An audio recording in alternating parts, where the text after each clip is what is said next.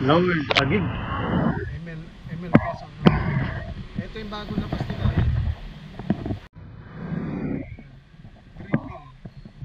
108 cash. 108,000 na yun. 10,000 down payment. Ayan. Yung 36 months for 8. Kaya na pumunta rito kung dito lang sa ML Quezon na Bicotan, Taguig City. 180cc. Yan. Ayan. Bagong labas nila yan.